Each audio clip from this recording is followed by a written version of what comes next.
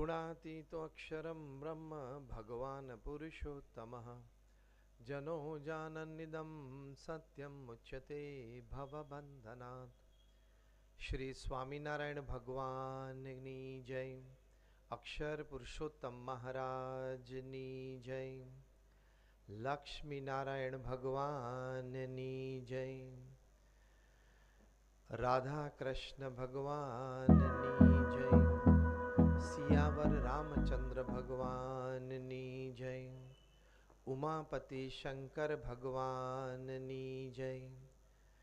श्री उमिया मात की जय। प्रमुख स्वामी महाराजनी जय। महंत स्वामी महाराजनी जय। श्री कच्छ कड़वा पाटीदार समाजना आप सर्वे सज्जनों सभ्यश्रीओ आजना विशिष्ट कार्यक्रम में आटली श्रद्धा ने उत्साह थी आप सौ पधार्या छो, तो आप सौने खास नमस्कार। जय श्री कृष्ण, जय श्री राम, जय Swaminarayan and a very good evening. विशेष आनंद तो आजनी सभानो ए थाय छे के कदाच 80% थी वधारे लोको जे अत्यारे सभा में बैठा छे ए युवा अवस्था छे।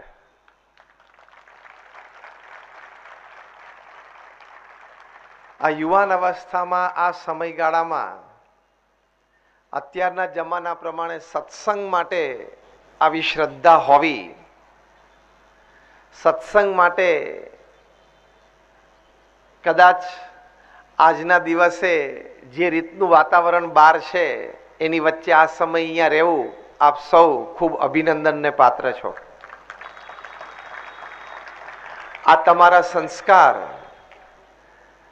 तमारा बाप दादा थकी प्राप्त करेला आ सद्गुणों ए अत्यारे अहींया दृश्यमान थाय छे। साथे साथे वर्षों ने पेढ़ीओ थी जे तमारा बाप दादा अहींया आव्या, नौकरी वेपार धंधा कर्या, पण साथे साथे समाजना संगठननी वात पण विचारी। कच्छ कड़वा पाटीदार समाज में संप रहे, एकतानी भावना रहे, एनी माटे उत्तरोत्तर प्रगति करता करता आવું एक स्थान बनाव्યું અને એમાં સાથે સાથે ધર્મ ભાવના પણ એટલી જ રહે એની માટે લક્ષ્મીનારાયણ ભગવાનની મૂર્તિ પધરાવી, ઉમિયા માતાજીની મૂર્તિ પધરાવી। એટલે તમારા બાપ દાદા જે વતનમાંથી સંસ્કાર લઈને આવેલા એ આ બેના કારણે આજે તમારામાં તાદ્રશ થાય છે। એટલે આપ સૌ तमाम सभाजनों ने आ समाजना सभ्यों नाना मोटा भाई भाई तमाम खूब अभिनंदन ने पात्र छो। खास आजना प्रसंग माटे मने एवी वात करवामां आवेली तमारा आगेवानो श्रीओ तरफथी के बे प्रकारनी तमे वात करजो। एमां एक छे के आपणा कार्यक्षेत्रमां नीतिमत्ता अने प्रामाणिकता हमेशा रहे, बराबर, कारण के युवानो बैठा छे। अने बीजी बात ए करी दी के पारिवारिक मूल्यों में धर्म भावना सारी रीते रहे। तो जो आपणे बधा ज नानो मोटो वेपार धंधो करीए छीए, कठिन परिश्रम करवो ए मनुष्य ज्ञाति नी फरज छे। फरज थी पण वधारे ए आपणुं गौरव छे। एटले प्रथम अगत्यनी वात छे आपणा कार्यक्षेत्र माटे, आपणा व्यवसाय माटे के पुरुषार्थथी कोई दिवस पाछुं न पड़वुं। श्रद्धाथी उत्साहथी जे पण आपणा भाग्यमां कार्य लख्युं होय ने आपणे सोंपवामां आव्युं होय अथवा आपणे करता होईए एमां श्रद्धा अने उत्साह सवारथी रात सुधी रहेवा जोईए। કઠણ પરિશ્રમનો કોઈ વિકલ્પ નથી. There is no shortcut to success. Success is one step at a time. You can't achieve success by an elevator. It is always through the staircase. સફળતા છે એની માટેનું કોઈ એલિવેટર નથી હોતું, લિફ્ટ નથી હોતી. એ હંમેશા દાદરા દ્વારા એટલે કે નિશાની દ્વારા એક સમયે એક પગલું એક ડગલું માંડીને આગળ જવાતું હોય છે. હા કે ના? એ વાત આપણે માનીએ છીએ એટલે પુરુષાર્થ હંમેશા કરવો. ઈસ્ટ આફ્રિકાના જંગલમાં એક બહુ જ સરસ કહેવત છે કે when every morning the sun rises, the slowest deer has to run minimum faster than the fastest lion to see the evening.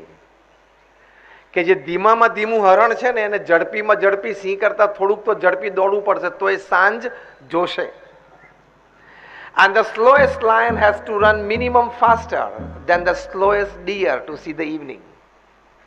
અને જે ધીમામાં ધીમો સિંહ દોડતો હશે ને એને ધીમામાં ધીમા હરણ કરતા થોડુંક તો ઝડપી દોડવું પડશે તો એ સાંજ જોશે ને તો ભૂખ્યો મરી જશે. આ વાર્તાના અંતે કન્ક્લુઝનમાં એક ખૂબ સુંદર પ્રેરણાદાયી અદ્ભુત સંદેશ છે અને એ છે whether you are the lion or the deer, when the morning rises you have to run. તમે સિંહ હો કે હરણ હો, સવાર પડે એટલે દોડવું તો પડે જ. એ પુરુષાર્થ છે અને કુદરતની દેન છે. ભગવાનની કૃપા છે કે જીવ પ્રાણી માત્રમાં પુરુષાર્થનું એલિમેન્ટ મૂકેલું છે. પણ એ પુરુષાર્થ તો આપણે કરીએ છીએ એટલે એના વિશે વિશેષ આપણે વાત નથી કરતા. પણ પુરુષાર્થનું સાતત્ય હોય, પુરુષાર્થની નીતિ, પુરુષાર્થમાં સાતત્યની સાથે સાથે નિત્ય સ્વરૂપે થતું હોય તો સારું પરિણામ પ્રાપ્ત થાય. સચિન તેંડુલકર આટલા મોટા ક્રિકેટર, ગોડ ઓફ ક્રિકેટ, એમને જ્યારે 20 વર્ષ ઇન્ટરનેશનલ ક્રિકેટના પૂરા કર્યા ત્યારે એમને પૂછવામાં આવ્યું કે તમારી સફળતાનું રહસ્ય શું? બે ત્રણ એમણે વાતો કરી. એમાં પ્રથમ વાત આ કરી કે છેલ્લા મારા 24 વર્ષના ક્રિકેટમાં, એટલે 4 વર્ષનું ડોમેસ્ટિક ક્રિકેટ અને 20 વર્ષનું ઇન્ટરનેશનલ ક્રિકેટ, એમાં એક દિવસ એવો બાકી નથી કે જ્યારે સવારે 6 વાગે હું નેટ ઉપર પહોંચીને 500 બોલ ફેસ ના કરું. ત્યારે પત્રકારે બહુ આશ્ચર્યથી પૂછ્યું કે તમે આગલા દિવસે સેન્ચુરી, ડબલ સેન્ચુરી કરી હોય અને સારા ફોર્મમાં હો તો, અને પાછું 9 વાગે જઈને બેટિંગ કરવાની છે તો? સચિન બોલ્યા કે તો પણ સવારે 6 વાગે પહેલો બોલ ફેસ કરવાનો, 500 બોલ ફેસ કરવાના જ. બીજો પ્રશ્ન પત્રકારે ઉત્તરમાંથી શોધ્યો કે આગલા દિવસે તમે સેન્ચુરી કરી હોય તો તમે બધા ન્યૂઝપેપરમાં ફોટોગ્રાફ હોય તો તમને સવારના પોરમાં તમારું મન લલચાઈ ન જાય કે કયા ન્યૂઝપેપરમાં મારો કેવો ફોટો આવ્યો છે, નીચે કેપ્શન શું લખ્યું છે, જરા જોઈએ. ત્યારે સચિન બોલ્યા કે એ લલચાઈ જઈએ તો પ્રેક્ટિસ ના થાય, અને પ્રેક્ટિસ ના થાય તો ગેમ ઉપર એની ઇફેક્ટ આવે. એટલે પુરુષાર્થ કરીએ છીએ પણ પુરુષાર્થમાં સાતત્ય રાખવાનું, નિત્ય નિયમ રાખીને પુરુષાર્થ કરવો, એ જીવન ભાવના હંમેશા રાખવી. હું જે સંસ્થામાંથી આવું છું એ BAPS સ્વામિનારાયણ સંસ્થા, એ વિશ્વની પ્રથમ 10 NGO NPO માંની પહેલી એક સંસ્થા છે. BAPS સંસ્થાને યુનાઇટેડ નેશન્સમાં એક પરમનન્ટ સ્થાન છે, સ્થાયી સીટ છે. આ સંસ્થાના આ કક્ષાના ઉત્કર્ષ માટે અનેક પરિબળો જવાબદાર છે. એમાંના મુખ્ય 2-4 પરિબળોમાં એક છે પ્રમુખ સ્વામી મહારાજનો ભગીરથ પુરુષાર્થ. પ્રમુખ સ્વામી મહારાજ એમના જીવનકાળમાં જે પુરુષાર્થ કર્યો, એ પુરુષાર્થના કારણે જે નિસ્વાર્થ સમાજ સેવા ઊભી થઈ, એની માટે આજે નહીં તો ભવિષ્યમાં કહેવાશે નોટ સ્કાય બટ પ્રમુખ સ્વામી ઇઝ ધ લિમિટ. આકાશ નહીં પણ પ્રમુખ સ્વામી મહારાજ લિમિટ છે. આશ્ચર્યની વાત એ છે કે પ્રમુખ સ્વામી મહારાજે એમની કારકિર્દી 51 વર્ષની ઉંમરે શરૂ કરી, કારણ કે 51 વર્ષની ઉંમરે ગુરુપદે આવ્યા. 51 વર્ષની ઉંમર પછી એમણે જે પુરુષાર્થ કર્યો એ આપણે બધા માટે ખૂબ પ્રેરણાદાયી છે. 51 વર્ષની ઉંમર પછી એ દુનિયાના 60 દેશોમાં 18,000 ગામો અને શહેરોમાં જાતે ગયા. ફરવા માટે નહીં, વ્યક્તિગત જીવનમાં ચારિત્રની દ્રઢતા થાય, સામૂહિક જીવનમાં સેવા ભાવનાની દ્રઢતા થાય, પારિવારિક જીવનમાં સમસુરત ભાવની દ્રઢતા થાય, એની માટે ધર્મ ભાવના જગાવવા માટે 51 વર્ષની ઉંમર પછી 51 થી 95 વર્ષ સુધીના હું આંકડા બોલું છું. 51 વર્ષની ઉંમર પછી એમણે 7.5 લાખ પત્રોના લેખિત ઉત્તર આપ્યા. લોકો એમને વ્યક્તિગત પારિવારિક વ્યવસાયિક પ્રશ્ન હોય તો પત્ર લખતા, એના જવાબ આપતા, ખાલી આશીર્વાદ નહીં, રિસ્પોન્સિબલ આન્સરિંગ, જવાબદારી પૂર્વકના ઉત્તરો. 7.5 lakh letters in a span of 45 years. એટલે રોજના 50 થી પણ વધારે આવા પ્રશ્નો જે પત્રો દ્વારા આવ્યા હોય એના લેખિત ઉત્તર પ્રમુખ સ્વામી મહારાજે આપ્યા. 45 વર્ષ સુધી રોજ 50 પત્રોના જવાબ આપ્યા. નો સન્ડે. ત્રીજી વાત, 51 વર્ષની ઉંમર પછી પ્રમુખ સ્વામી મહારાજે 1300 સંસ્થાઓ ઊભી કરી. એટલે કે hospital, hostel, school, college, community centre, સંસ્કાર કેન્દ્ર, હરિમંદિર, મંદિર અને અક્ષરધામ, આવી 1300 સંસ્થાઓ. તમારી એક સરસ આપણે સંસ્થામાં અત્યારે અહીંયા બેઠા છીએ ને કાર્યક્રમનો આનંદ લઈએ છીએ. ઘણી મોટી તમારી આ સંસ્થા છે. આવી નાની મોટી 1300 સંસ્થાઓ પ્રમુખ સ્વામી મહારાજે એકલા હાથે ઊભી કરી. One man show, one man organization, એક વ્યક્તિ સંસ્થા હતા. 45 વર્ષમાં 1300 સંસ્થા. પહેલા તો એ વિચારો, 45 વર્ષમાં 1300 જમીનોનું સંપાદન એટલે શું?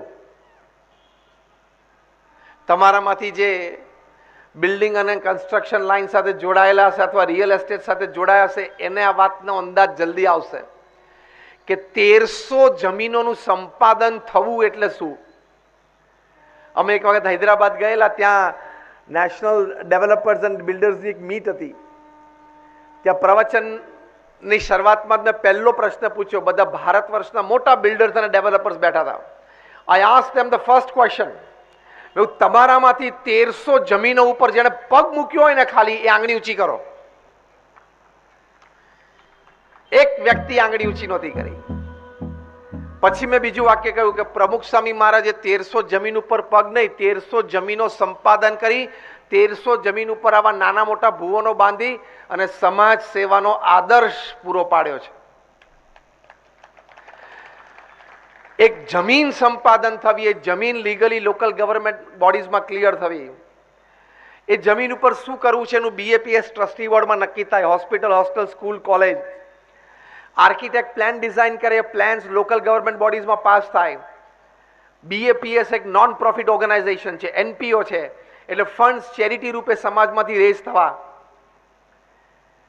પછી ટેન્ડર્સ ડિશ આઉટ થાય, ટેન્ડર પાસ થાય, કન્સ્ટ્રક્શન નક્કી થાય, કોન્ટ્રાક્ટર નિમાય, ખાતવિધિ થાય અને ખાતવિધિ પછી બાંધકામ શરૂ થાય. આવી રીતે 2-5 માળની ઇમારત તૈયાર થાય. એ ચલાવવા માટે પાછા સમર્પિત વ્યક્તિઓ મળવા. તમને ખબર પડતી હશે કે ચલાવવા માટે વ્યક્તિઓ યોગ્ય મળવા કેટલી તકલીફ છે. એ મળી જવા અને ઉદ્ઘાટન સમારોહ થઈને સંસ્થાને સમાજની સેવામાં મૂકી દેવી. આ જમીન સંપાદનથી માંડીને સંસ્થાને સમાજની સેવા મૂકી દેવી આખી કહાની પ્રમુખ સ્વામી મહારાજે 45 વર્ષ સુધી દર 15મા દિવસે કરી. એવરી 15th ડે આવી એક સંસ્થા ઊભી કરી પ્રમુખ સ્વામી મહારાજે 45 વર્ષ સુધી. This is beyond the can of human intelligence. માણસની બુદ્ધિમાં બેસે એવી વાત છે. આ 51 વર્ષની ઉંમર પછીની વાત છે. 51 વર્ષની ઉંમર પછી અમારા જેવા 1100 સંતોને દીક્ષા આપી. એમાંથી 800 થી પણ વધારે સંતો graduates, post graduates, chartered accountants, doctors અને એન્જિનિયર્સ છે. 150 થી પણ વધારે સંતો અમેરિકન અને બ્રિટિશ સિટીઝન છે. 50 થી પણ વધારે સંતો આઈવી લીગ કોલેજીસ જેવી કોલેજીસમાં ભણે છે. હાર્વર્ડ હોય, સ્ટેનફોર્ડ હોય. આ મેં તમને એટલા માટે વાત કરી કે તમને એમ નહીં થાય, એમ ના થવું જોઈએ કે નહીં જામ્યું, નહીં ફાવ્યું એટલે અહીંયા ગોઠવાઈ ગયા. બધું જામેલું હતું, ગોઠવાયેલું હતું. પ્રમુખ સ્વામી મહારાજનું અતિ પવિત્ર જીવન, જન સમાજ, જન ઉત્કર્ષ માટે એમનો ભગીરથ પુરુષાર્થ, સેવા અને ભગવાન પ્રત્યેની શ્રદ્ધા ભક્તિ એટલે અમે અહીં આવ્યા છીએ. તો મેં તમને આ પ્રમુખ સ્વામી મહારાજની વાત એટલા માટે કરી, એ પહેલા મેં તમને સચિન તેંડુલકરની વાત એટલા માટે કરી કે કોઈ પણ વ્યક્તિએ એમના કાર્યક્ષેત્રમાં આગળ વધવું હોય, સચિન તેંડુલકરથી માંડીને પ્રમુખ સ્વામી મહારાજ સુધી, એમને જીવનમાં ભગીરથ પુરુષાર્થની તૈયારી રાખવાની, પ્રચંડ પુરુષાર્થની તૈયારી રાખવાની. There is no alternate to hard work. એ પહેલો સિદ્ધાંત. યુવાનો અહીંયા બેઠા છો અને કાર્ય માટેની વાત કરવાની વાત હતી, એમાં પહેલી વાત આ છે. એની સાથે એટલી જ અગત્યની વાત છે નીતિમત્તા અને પ્રામાણિકતાથી કામ કરવું. નીતિમત્તા અને પ્રામાણિકતા હશે તો થોડો પુરુષાર્થ હશે તો પણ શોભી જશે. નીતિમત્તા અને પ્રામાણિકતા નહીં હોય તો બહુ મોટો પુરુષાર્થ હશે છતાં શોભશે નહીં અને તકલીફ આવશે. અંગ્રેજીમાં એક કહેવત છે, no pillow is as soft as a clear conscience. કે રાત્રે આપણે બેડરૂમમાં જઈએ અને સૂવા માટે ઓશિકા ઉપર માથું મૂકીએ તો પોચામાં પોચું સરસ ઓશિકું કયું? તો ક્લિયર કોન્સાયન્સ. આપણું અંતઃકરણ ચોખ્ખું હોય કે મેં કોઈનું ખોટું નથી કર્યું, આજે મેં કોઈના વિશે ખોટો સદભાવ રાખ્યો નથી. એ જે વિચાર છે ને, that is the softest pillow to put your head on and have a beautiful night sleep. અને મનુષ્ય તરીકે આપણને ગૌરવ હોવું જોઈએ કે ખોટું છે મારાથી લેવાય નહીં. ભગવાન શ્રી રામની પ્રતિષ્ઠા થવાની છે અયોધ્યામાં 22મી જાન્યુઆરીએ. ભગવાન શ્રી રામના ચરિત્ર વાલ્મીકીજી આલેખ્યા છે, તુલસીદાસજી આલેખ્યા છે. એમાં તુલસીદાસજીએ ભગવાન શ્રી રામના ચરિત્રમાંથી આપણને એક બહુ જ સરસ વાત શીખવાડી છે. કદાચ આ અયોધ્યામાં શ્રી રામ મંદિરની પ્રતિષ્ઠા એટલે કે ભગવાન સીતારામની પ્રતિષ્ઠા એ નિમિત્તે આપણે આ એક વાત પણ સમજીએ તો આપણું જીવન સાર્થક છે. એ આ શીખવાડ્યું છે, કાર્યમાં નીતિમત્તા, કાર્યમાં પ્રામાણિકતા. શું લખ્યું છે તુલસીદાસજીએ? પરધન પથ્થર માનીએ, પર સ્ત્રી માત સમાન, ઇતને સે હરી ન મિલે તો તુલસીદાસ જમાન. કે તમે તમારા વ્યવહારમાં પરધનને શું માનવાનું? એટલે પરધન એટલે બીજાનું ધન, એને શું માનવાનું? પથ્થર. પરધન પથ્થર માનીએ, પર સ્ત્રી માત સમાન. શું લખ્યું તુલસીદાસજીએ? કે ઇતને સે હરી ન મિલે. જો આ બે વસ્તુ તમે રાખો ને તમને ભગવાન ના મળે ને તો તુલસીદાસ જમાન, હું જામીનગીરી કરું છું.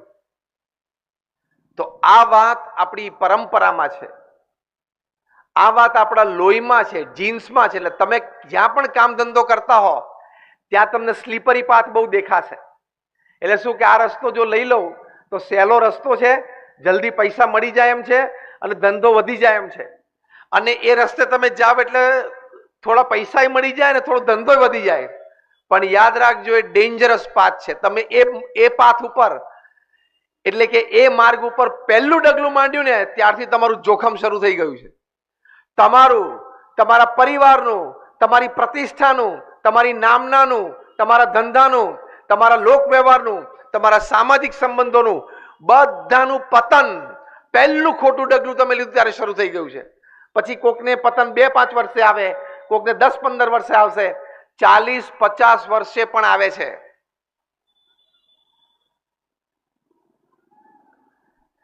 જેણે જેણે ક્રિકેટના બોલ સાથે ચેડા કર્યા બધાય ક્રિકેટ છોડવું પડ્યું કે નહીં? હા કે ના? ક્રિકેટના બોલ સાથે જેણે જેણે ચેડા કર્યા એ બધાય ક્રિકેટ છોડવું પડ્યું. હા કે ના? બેંક સાથે જેણે ચેડા કર્યા બધાય ભારત છોડવું પડ્યું. 2-3 જણા લંડન છે, 1-2 જણા કેરેબિયન આઇલેન્ડમાં છે, બધાને પાછા લાવવાના છે. અને Tihar with wide arms ready to hug them.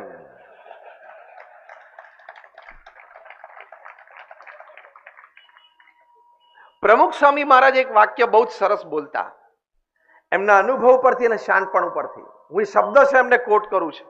એ પોતે કહેતા, ખોટું લાંબુ ચાલતું નથી. કેટલું સરસ વાક્ય છે નીતિમત્તા માટે. મારી સાથે બોલજો શબ્દ છે હું બોલું એમ. ખોટું લાંબુ ચાલતું નથી. આખું વાક્ય બોલો. અગેન. રોજ સવારે તમે ઉઠો અને તમારા ઈષ્ટદેવ છે લક્ષ્મીનારાયણ ભગવાન, ઉમિયા માતાજી, એમની સ્મૃતિ કરીને આ વાક્ય તમારે તમારી જાતને રોજ કહેવાનું. ઈષ્ટદેવને પ્રાર્થના કરવાની અને પછી તરત આ વાક્ય બોલવાનું કે આજે હું કશું જ ખોટું નહીં કરું. તમારામાં જે શક્તિ, તમારામાં જે આત્મવિશ્વાસ, તમારામાં જે જોશ, એ આ શબ્દોથી જે પ્રગટ થશે ને એ અકલ્પનીય છે. 2018ની સાલમાં યુવાનો બેઠા છે એટલે ક્રિકેટની સરસ વાત કરી દઈએ. 2018ની સાલમાં ઓસ્ટ્રેલિયાની ટીમ સાઉથ આફ્રિકા ગયેલી અને ત્યાં ટેસ્ટ મેચમાં ત્રીજા દિવસે ટી બ્રેક વખતે ઓસ્ટ્રેલિયાના કેપ્ટન સ્ટીવ સ્મિથને અંદાજ આવી ગયો કે આ ટેસ્ટ આપણે હારી જશું. સ્ટીવ સ્મિથ જે આ વખતે પણ ઓસ્ટ્રેલિયાની ટીમમાં બેટ્સમેન હતા વર્લ્ડ કપમાં, એટલે ટી બ્રેક વખતે એમણે ઓપનિંગ બેટ્સમેન ડેવિડ વોર્નર, જે વર્લ્ડ કપમાં અમે ઓસ્ટ્રેલિયાનું ઓપનિંગ કરતા હતા, એમને કહ્યું કે ટેસ્ટ મેચ આપણે હારી જઈએ એવું લાગે છે. ડેવિડ વોર્નરે કીધું કે હા, મને પણ અંદાજ આવી ગયો છે કે હારી જશું. તો કે હારવી નથી, કંઈક ખેલ કરવો પડશે. જો ખેલ કરો ને એટલે પ્રશ્ન શરૂ થાય. એટલે નક્કી કર્યું કે ટી બ્રેક પછી આપણે નવો બોલ લઈએ અને આપણે એક સામાન્ય ખેલાડીને કહીએ ખિસ્સામાં તું સેન્ડ પેપર લઈને જા. જ્યારે જ્યારે એની પાસે બોલ જાય એ પ્લેયર પાસે, એટલે એ પ્લેયર પાસે વધારે બેટ્સમેન ડિફેન્સ કરે તો પણ જે રીતે મિડ ઓફ ઉપર ઉભા રાખવામાં આવેલા એમને, જ્યારે જ્યારે બોલ એની પાસે જાય એટલે ખિસ્સામાંથી પેલું સેન્ડ પેપર કાઢીને એક બાજુ ઘસે. નવો બોલ હોય એની સીમની એક બાજુ શાઇન હોય ને એક બાજુ જો ડલ કરી નાખવામાં આવે તો ફાસ્ટ બોલર્સને રિવર્સ સ્વિંગ મળે. હવે 90, 92, 95 માઇલ્સ પર આવરની ડિલિવરીઝ પડતી હોય, એમાં રિવર્સ સ્વિંગ થાય બોલ, એટલે બોલ ટપ્પી પડીને 2 ફૂટ કટ થાય બે બાજુ, નક્કી નહીં કઈ બાજુ કટ થાય. કોઈ પણ બેટ્સમેનને જજમેન્ટ માટે બહુ તકલીફ પડે અને એવું થવા માંડ્યું.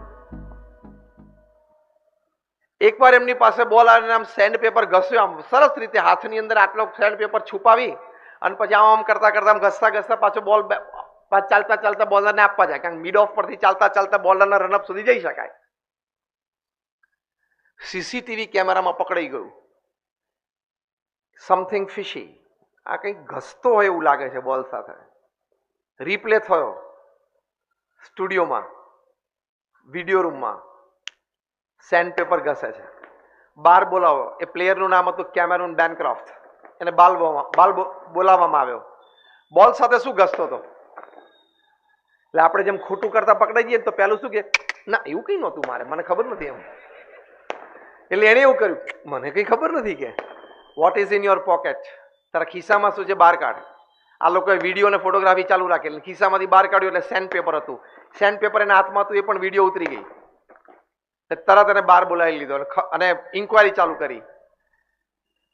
એટલે આને તો બિચારા એ ગભરાઈ ગયો, મૂંઝાઈ ગયો અને કારકિર્દી જોખમમાં આવી ગઈ. એટલે કહ્યું મને તો મારા કેપ્ટને કહેલું એટલે મેં કરેલું.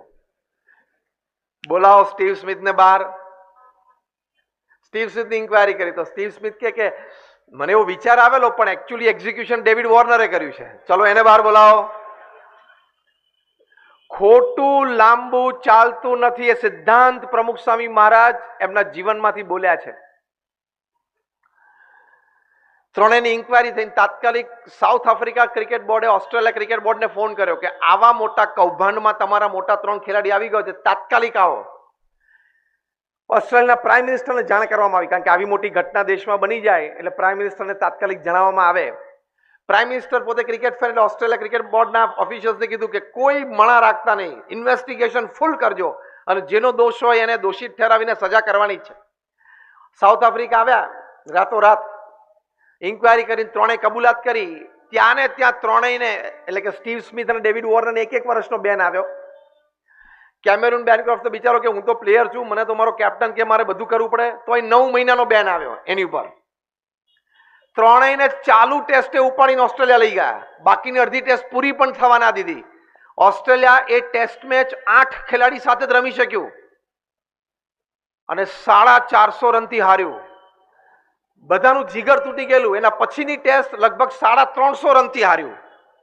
ટેસ્ટ મેચ 450 ને 350 રનથી હારવી એટલે શું? એટલે બે ઇજ્જતી ને આબરૂના કાંકરા. પેલા 3 જણા તો ત્યાં રડી રડીને મરી ગયા. પણ હવે કરે શું? 6 મહિના પછી સ્ટીવ સ્મિથ એ નેશનલ ટીવી ઉપર અપિયર થયા અને એમને પૂછવામાં આવ્યું કે તમે આ કર્યું, તમારી કક્ષાનો માણસ, તમને વિચાર આવ્યો ખોટું છે ને વિચાર પછી તમે એનું અમલીકરણ કર્યું અને થવા દીધું. ત્યારે એણે ઓસ્ટ્રેલિયા ક્રિકેટ બોર્ડને ટાર્ગેટ કર્યું. એણે કહ્યું કે ઓસ્ટ્રેલિયા ક્રિકેટ બોર્ડમાં એક કલ્ચર છે, અમને કહેવામાં આવ્યું છે કે you are not paid to play, you are paid to win. તમને રમવા માટેનો અમે પગાર નથી આપતા, તમને જીતવા માટેનો પગાર આપીએ છીએ. વિન એટ એની કોસ્ટ, ગમે તે ભોગે જીતવાનું જ એક કલ્ચર ડેવલપ થઈ ગયું છે ઓસ્ટ્રેલિયન ક્રિકેટ બોર્ડમાં. એટલે ઓસ્ટ્રેલિયન ક્રિકેટ બોર્ડની ધાણી કાઢી, ત્યાંથી 3 ટોપ ઓફિશિયલ રાજીનામા લઈ લીધા. આવું કલ્ચર ડેવલપ કરાય ટીમમાં. એક વર્ષ પછી બધાને પાછા લીધા. આજે એ વાતને 5 વર્ષ થયા, હજી સ્ટીવ સ્મિથને જે ઘા વાગ્યો છે ને એના લીધે પરફોર્મન્સ નથી આપી શકતા. વર્લ્ડ કપમાં ઇન્ડિયામાં એક પણ મેચમાં એનું સારું પરફોર્મન્સ નહોતું. નહીં તો એ વિરાટ કોહલી, રોહિત શર્મા અને બાબર આઝમના લેવલના ખેલાડી છે. પણ હજી એ જે જીગર તૂટી ગયું ને, જે જીગર તૂટી જાય ને પછી ગમે તેટલી આવડત હોય, હોશિયારી હોય, બુદ્ધિમત્તા હોય ને અનુભવ હોય, નથિંગ સ્ટેન્ડ્સ. કોઈ વાત નથી ઊભી રહેતી. કેમેરુન બેરક્રોફ્ટને તો એટલો બધો ઝાટકો લાગ્યો કે ક્રિકેટ છોડી દીધું ને યોગાસન શીખવાડવા માંડ્યા. યોગાના ટીચર થઈ ગયા કે ક્યાંકથી તો શાંતિ મેળવું. એટલે નીતિમત્તા અને પ્રામાણિકતા સાથે ચેડા કરાય નહીં. એ ધંધો કરતા કરતા ખાસ ધ્યાન રાખજો. This is ethics in profession. રાતોરાત કરોડપતિ બનવાના કોઈએ સપના જોવાના નહીં. મહેનત અને પુરુષાર્થથી ભલે 2-5 વર્ષે, 10-15 વર્ષે બનવું, પણ નીતિમત્તા અને પ્રામાણિકતા છોડતા નહીં. નહીં તો તમે, તમારો પરિવાર, તમારા કામ ધંધો, તમારો વેપાર, બધું જ તંત્ર તૂટી જશે અને તમારી સામાજિક પ્રતિષ્ઠા પણ બગડશે. અને ખબર છે ને, પૈસો પાછો આવે ખોવાયેલો, પ્રતિષ્ઠા એકવાર જાય પછી પાછી આવતી નથી. અને કોઈએ એમ પણ નહીં માનવાનું કે હું શક્તિશાળી થઈ ગયો છું, ઘણો ધનાઢ્ય થઈ ગયો છું, 2, 5, 15 મોટા પોલિટિશિયન સાથે મારે ઓળખાણો થઈ ગઈ છે, હું કોઈ પણ તંત્રમાં ફોન કરીને મારું કામ કઢાવી શકું છું, ઘણા મોટા માણસો મને શહેરમાં ઓળખે છે, હું સીધો ફોન કોલ એક્સ પર્સનને, વાય પર્સનને, ઝેડ પર્સનને કરી શકું છું, તો ગમે ત્યારે નાની મોટી તકલીફ આવશે ત્યારે વાંધો નહીં આવે. એ તો ભ્રમણામાં રહેતા જ નહીં. હા, એ વખતે આ કોઈ ફોન ઉપાડશે નહીં, કારણ કે ઉપાડે એનું જોખમ થતું હોય. ઉપાડે નહીં જોખમ થતું હોય ને.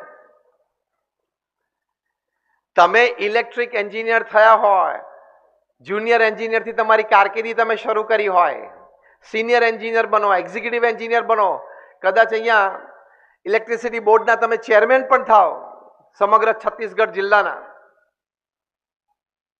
એટલે લગભગ 30-35 વર્ષની તમારી સિનિયોરિટી હોય, પણ રવિવારે સવારે તમે ચાનો કપ લઈને શાંતિથી ન્યૂઝપેપર વાંચતા હો અને એકદમ તમને કેફ ચડી જાય, માન આવી જાય અને ઇલેક્ટ્રિક પ્લગની સામે આમ કોલર ઊંચા કરી એમ કહો કે તારું ડિસ્ટ્રીબ્યુશન આખા છત્તીસગઢ રાજ્યમાં મારા હાથમાં છે, આ ચેરમેનની આંગળી છે, હું અંદર નાખું છું, ધ્યાન રાખજે.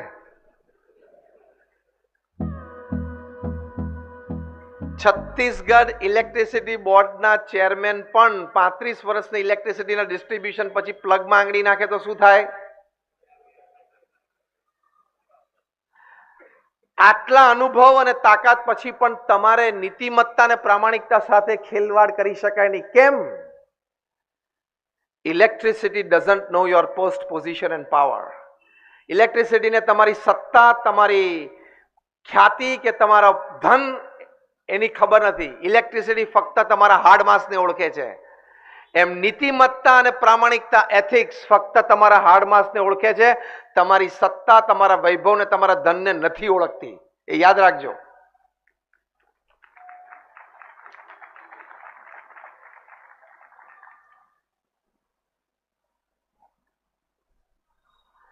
પ્રમુખ સ્વામી મહારાજે આટલી મોટી બીએપીએસ સંસ્થા બનાવી, કેટલું નીતિમત્તાથી એમણે કામ કર્યું. તમારામાંથી જેને અક્ષરધામ જોયું હોય ગાંધીનગર અથવા Delhi, just raise your hands. ઓ બધાએ. પ્રમુખ સ્વામી મહારાજે આટલી મોટી સંસ્થા દેશ પરદેશમાં ઊભી કરી, પણ એમના હૃદયમાં કેટલી નીતિમત્તા અને પ્રામાણિકતા. એકવાર એમને પ્રશ્ન પૂછવામાં આવ્યો કે કયો વિચાર તમારા મનમાં હંમેશા રહે છે? એમણે કહ્યું કે જે વિચાર મને ક્યારેય નથી આવ્યો હું કહું, ધેટ વોઝ મોર ઇન્ટરેસ્ટિંગ. પ્રમુખ સ્વામી મહારાજ બોલ્યા કે કોઈનું પણ અહિત થાય એવો વિચાર મને જીવનમાં ક્યારેય નથી આવ્યો. જો આ કેટલી નીતિમત્તા કહેવાય, કેટલી પ્રામાણિકતા કહેવાય. તમે કોઈનું અહિત ઈચ્છો છો, it has to come to you back. આપણે નાના હતા ત્યારે ખબર છે ફ્રીઝબી રમતા હતા, તમે ફેંકો ને હવામાં એટલે એ જ રૂટ ઉપર એ ફ્રીઝબી ફરતી ફરતી પાછી આવે, હા કે ના? એમ તમે કોઈનું ખોટું ઈચ્છો છો ને, ચલો હવે હું થોડું સૂક્ષ્મ ભાવમાં જઉં છું. સ્થૂળ દેહ કરીને તમે ખોટું નથી કરતા નીતિમત્તા પ્રામાણિકતામાં, પણ અંતરમાં પણ કોઈના વિશે ઈર્ષાભાવ રાખો છો ને ખરાબ ઈચ્છો છો ને ધંધામાં, એ પણ તમને ફ્રીઝબીની જેમ પાછું આવશે. કારણ કે કર્મનો સિદ્ધાંત છે, કર્મનો સિદ્ધાંત છે કે તમે બીજા વિશે જેવું ઈચ્છો એવું તમને થાય. એટલે પ્રમુખ સ્વામી મહારાજ હંમેશા ભાવના રાખતા કે દરેક વ્યક્તિ સુખી થાય. એમ આપણે અહીંયા સમાજમાં બેઠા છીએ, બહારના લોકો માટે પણ એવી ભાવના રાખવી, પણ આપણો અહીંયા કચ્છ કડવા પાટીદાર સમાજ છે, એટલો બધો આપણો સંગઠન ભાવ હોવો જોઈએ છે જ, તો જ આટલી મોટી સંસ્થા અત્યારે આપણને દેખાય છે એવી ઊભી થાય. પણ છતાં ક્યાંક ખૂણે ખાતરે રહી જતું હોય તો આજના સમારંભ પરથી એટલું નક્કી કરજો કે મારા સમાજના દરેક વ્યક્તિ સુખી થાય.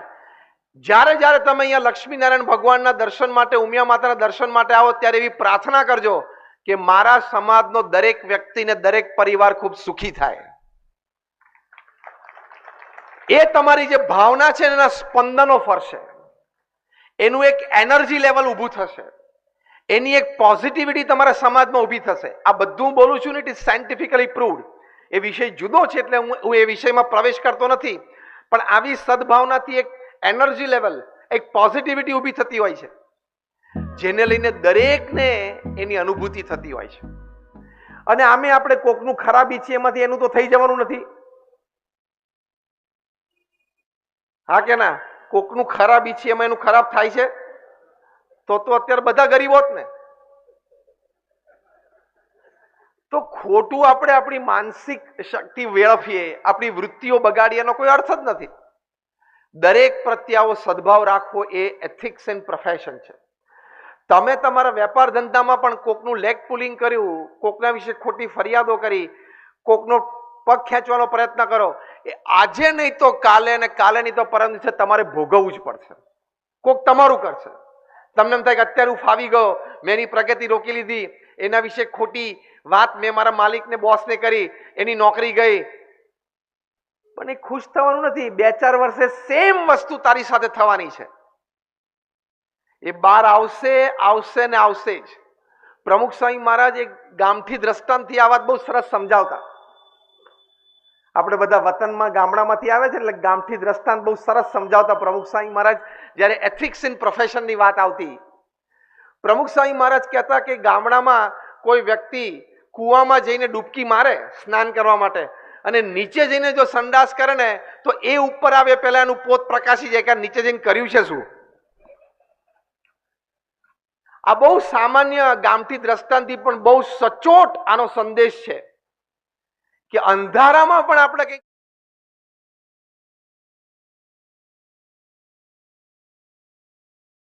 એ બાર અજવાળામાં આવશે જ.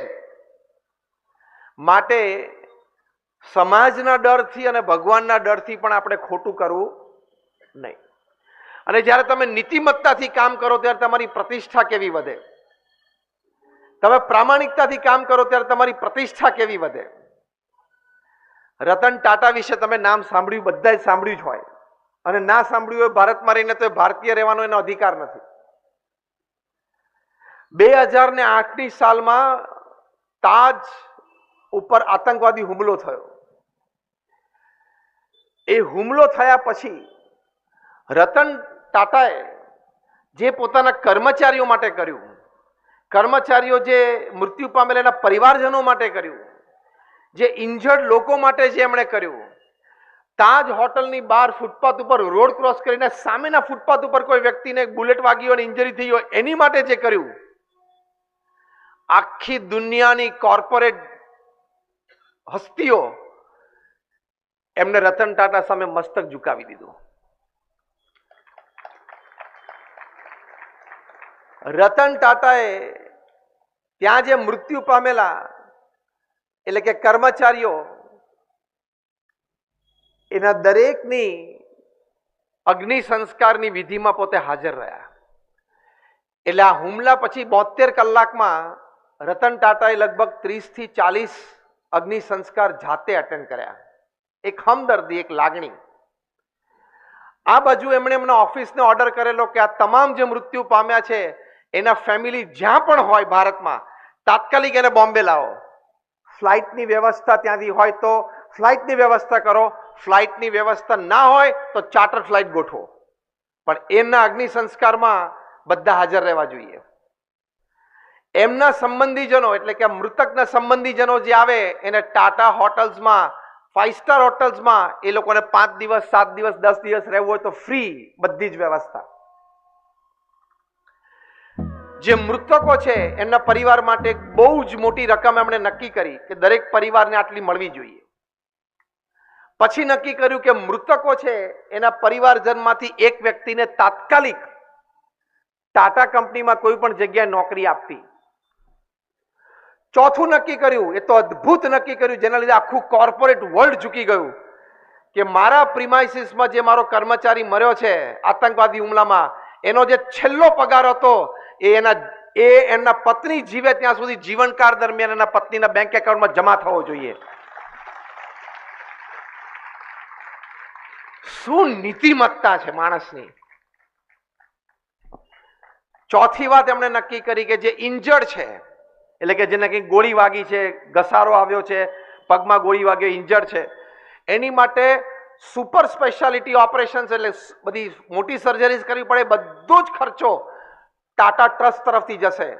તમને આશ્ચર્ય થશે, ટાટા એટલે કે તાજ હોટલની બહાર ફૂટપાથ રોડ અને સામેના ફૂટપાથ ઉપર એક લારીમાં એક વ્યક્તિ સામાન્ય વાત એટલે સામાન્ય કંઈક વસ્તુ વેચતો હતો, એની નાની 3 વર્ષની દીકરી લારી ઉપર બેઠેલી, એને પગમાં ગોળી વાગેલી, કારણ કે ગોળી તો અંધાધૂંધ છૂટતી હતી એટલે ગમે તે બારીમાંથી પેલામાંથી બહાર જતી રહી, સડસડાટ નીકળી ગઈ હોય.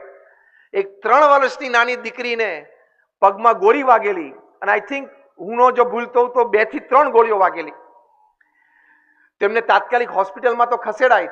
રતન ટાટાને રાત્રે મોડે ખબર પડી ઘણા બધા અગ્નિ સંસ્કાર અટેન્ડ કર્યા પછી કે 3 વર્ષની દીકરીને પગમાં 3 ગોળી વાગી છે.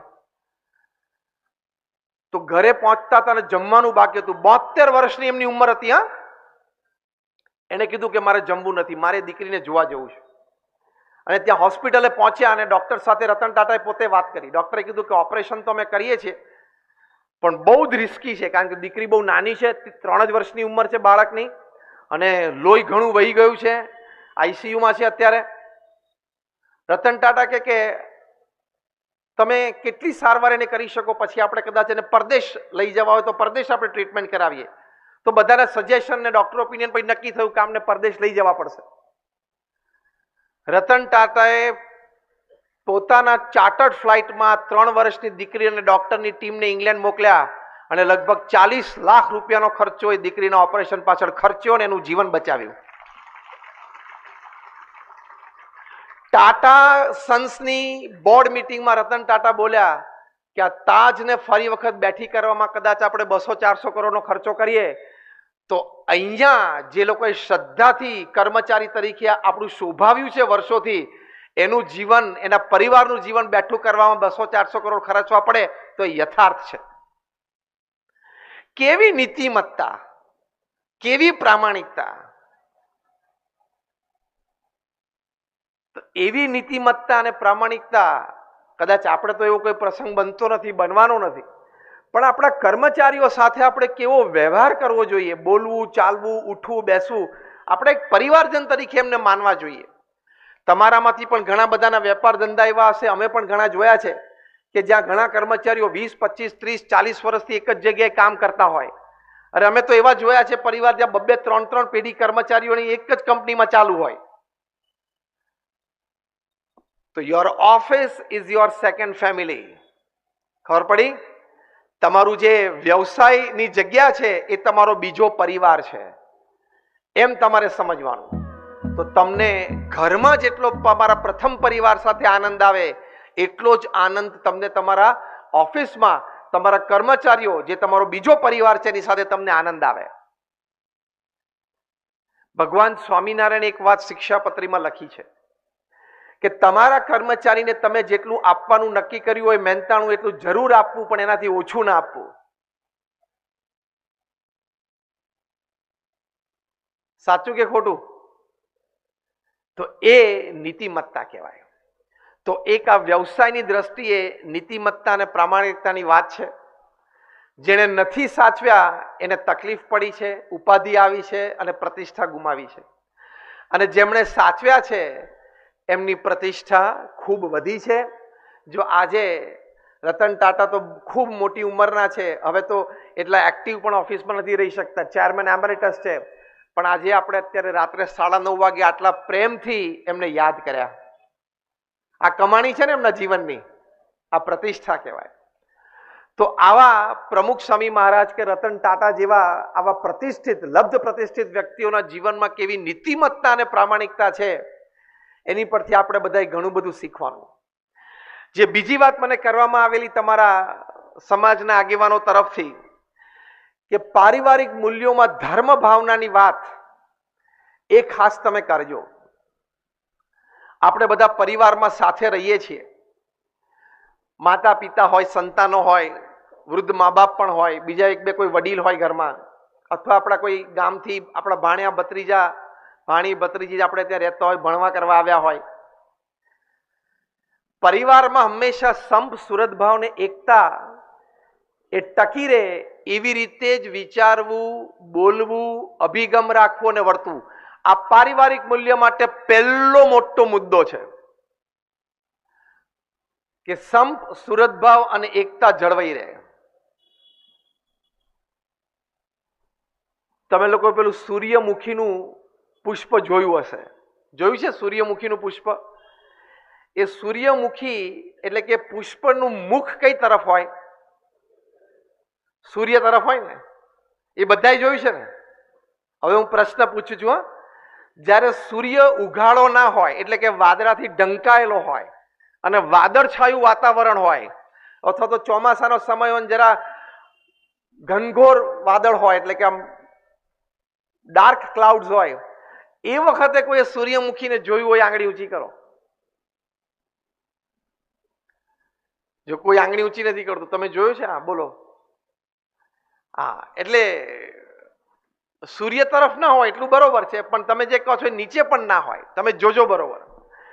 જ્યારે સૂર્ય એ છે એ ઉઘાડો ના હોય એટલે કે વાદળોથી ઢંકાયેલો હોય ને, ત્યારે સૂર્યમુખીના પુષ્પ એકબીજાની સામે થઈ જશે, એકબીજાને સન્મુખ થશે. બાયોલોજિસ્ટે આની ઉપર ખૂબ રિસર્ચ કરી છે અને રિસર્ચ કરીને વાત કરી છે કે સૂર્યની સામે રહીને એ લોકોએ જે એનર્જી શક્તિ પ્રાપ્ત કરી હોય એ સૂર્ય ન હોય ત્યારે એકબીજાની સામે રહીને એ લોકો એનર્જી એક્સચેન્જ અને બેલેન્સ કરે છે. કે કોઈ પુષ્પ પાસે ઓછી એનર્જી હોય જીવવા માટે તો બીજું પુષ્પ એને એનર્જી શેર કરે છે. કુદરતે વનસ્પતિમાં પણ જો સંપ સુરતભાવ એકતાની ભાવના મૂકી હોય તો આપણામાં પણ મૂકી છે. ખોટા વિચારથી એને મારી નહીં નાખવાની. સંપની ભાવના છે, સંપમાં અસ્તિત્વ છે. ત્યાં અમેરિકામાં કેલિફોર્નિયામાં રેડવુડ ટ્રીઝ છે,